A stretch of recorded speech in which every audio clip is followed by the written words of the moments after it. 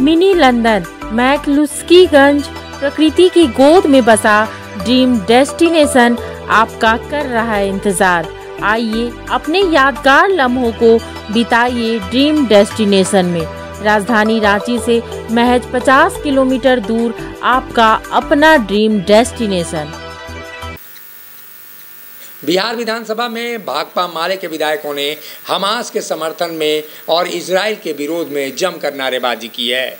बिहार के भाकपा माले के विधायकों ने खुलकर हमास के पक्ष में जिस तरह से खड़े हो गए, उससे ये लगता है कि हमास जैसे आतंकी संगठन के समर्थन में वाम दल आकर न जाने किस ओर अपनी राजनीति को दिशा दे रहे हैं। वहीं बीजेपी ने वाम दलों के इस रवैये का कड़ा प्रतिरोध किया है।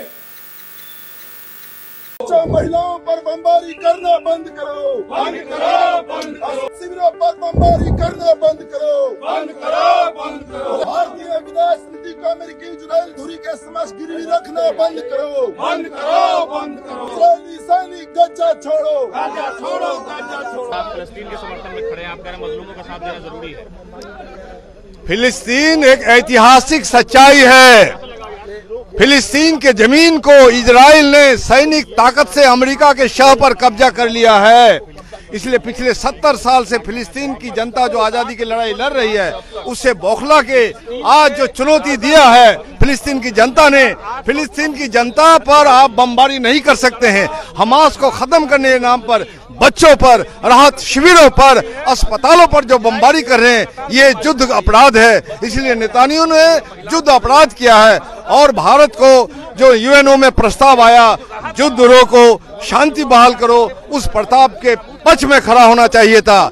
भारत के प्रधानमंत्री ने पूरे भारत को शर्मसार किया है। इसलिए आज हम लोग प्रदर्शन कर रहे हैं। भारत की पूरी जनता ऐतिहासिक रूप से, परंपरागत रूप से फिलिस्तीन की जनता की आजादी के साथ है। और इससे पहले भी मालूम होगा आपको कि बीजेपी की सरकार थी, जो अटल बिहारी वाजपेयी जो प्रधानमंत्री थे, उन्होंने भी तब बयान दिया था कि फिलिस्तीन की जनता की कब्जा हुई जमीन को इजराइल को छोड़ना पड़ेगा।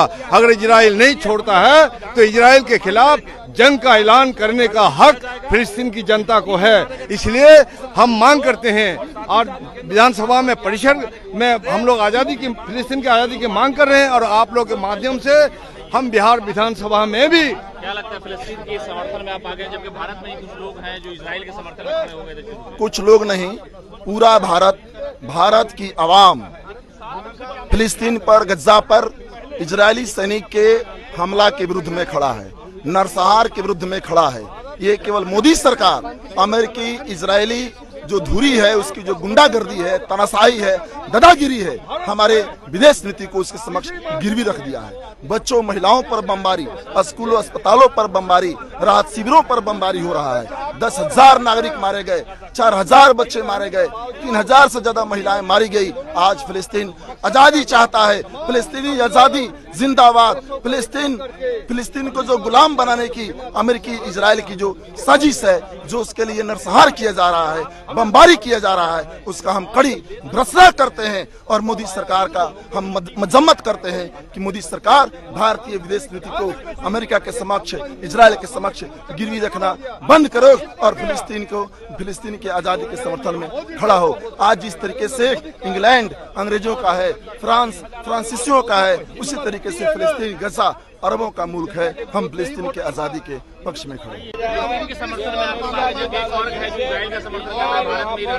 नहीं, इजराइल जो हमला कर रहा है लगातार फिलिस्तीन पर, ये सरासर अन्याय है। वहाँ बमबारी जो है महिलाओं पर हो रहा है, अस्पतालों पर हो रहा है, राहत शिविरों में हो रहा है। ये युद्ध नियम के खिलाफ है और ये एक तरफा हमला अमेरिका के संरक्षण में हो रहा है।